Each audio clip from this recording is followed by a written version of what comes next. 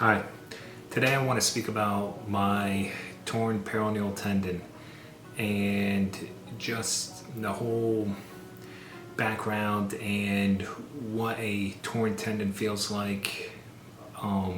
Just a little background on this, and why I speak to this is because for over the past year and a half I was dealing with a pain in my ankle, and thoughts of it being torn were definitely in my mind. Was told many times that it was not, and I didn't get an MRI. I had an X-ray which showed nothing was wrong, and I kept thinking it was peroneal tendonitis, which it was. I had very much so peroneal tendonitis from all the inflammation, but it also was torn. And this video is just for anyone who is maybe thinking, like, did I tear it? Like, what are some, how do I know if it's torn, if it's sprained, if it's tendonitis? And maybe this video can shed some light and see if maybe you're going through the same things. Or yeah, that's my hope for with this video. So I'll just go over a couple of the signs that I had for the past year and a half until I did get an MRI and I went with surgery. First one is the pain was not going away. The pain for me was right below my ankle joint. Sometimes would travel like over the foot, and sometimes higher up the leg. So that's a lot of tendonitis. That right there is tendonitis. But there were definitely other moments where it was like a sharp, needly type feeling, kind of like pinching your skin type feeling, and it just wouldn't go away. A year and a half, and there were days it got better, but I don't think it would have went away on its own. Another thing that happened was there was acute trauma. I remember vividly mile 23 when I was running the marathon, right on the turn into Central Park. I just felt it. You feel something. Like if you've never had a tear, which I didn't have a tear before that either. I've had broken bones, but like a cracked knuckle, there's plenty of times you feel something that fell off. And this was one of those times, and it knocked me out cold. I literally walked the last 3 miles. But there are many times that we feel something, and a couple days later it's gone, right? That happens. But if this is something in addition to not going away, and you had that moment of this, some kind of weird, acute, like rib tear, deep down in your gut, you knew it was wrong, it's something I would get checked out. Another thing I really noticed was a lack of range, and even more so instability in my left ankle. Like balancing or trying to do heel raises, I was very much incapable. Like it was painful, and even other than the pain, like it just felt weak and unstable, and just when asked to walk on my tippy toes or like jump rope on that one left foot, no, it just felt weak, painful, and more so than tendonitis. Another thing as far as pain goes, it hurt more the deeper I went or the more force I put on it, and I think that also is the case with tendonitis. But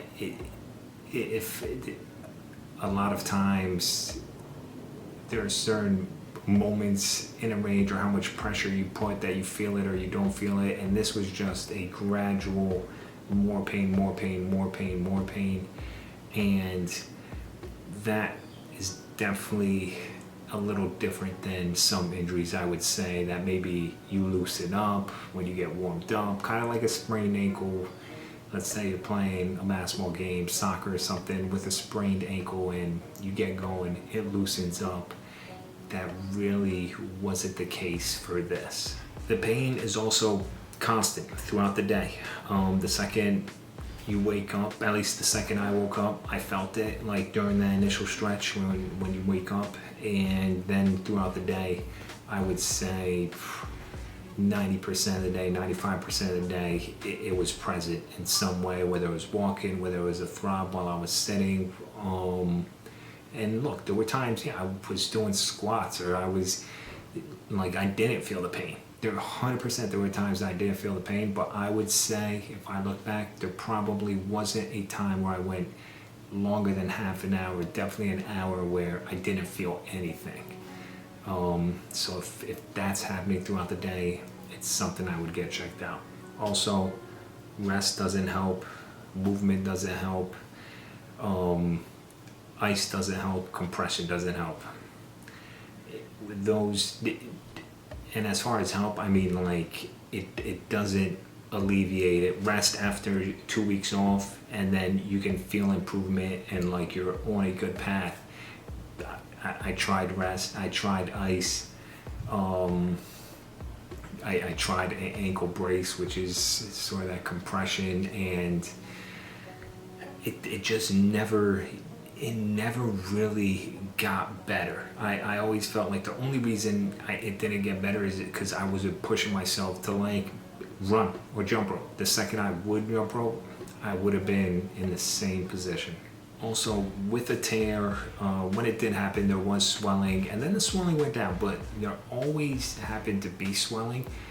Not a lot, and I would say, I would guess that the swelling was even more so from the tendonitis than the tear.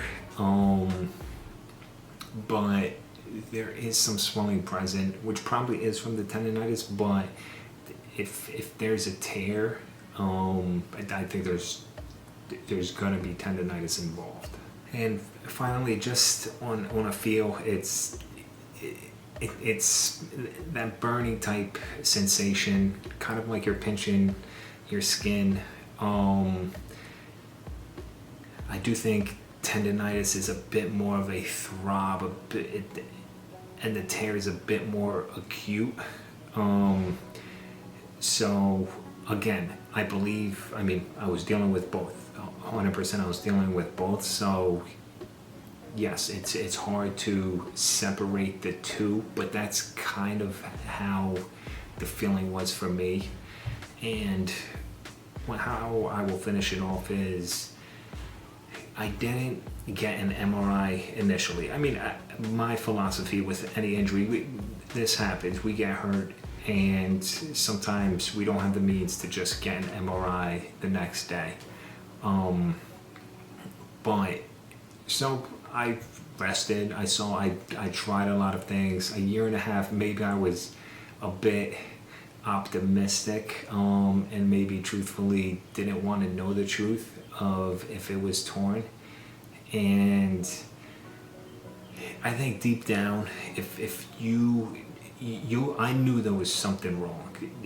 The things that had me feeling that it's wrong is the weakness, the instability, the constant pain, just not going away, and trying a bunch of stuff, which also equated to peroneal tendonitis, but I had a feeling there was something more to it, and whether I had a feeling or not, if you're watching this video and there's some questioning in your head, there's some belief that maybe something, it may be more than what the doctors are saying, or it should get checked at, or I would say go check it out. Then you can make a decision. Then I was able to make a decision. We got the MRI, and we actually found a lot of other stuff on the MRI too, and I'm dealing with recovery right now. Still scary, but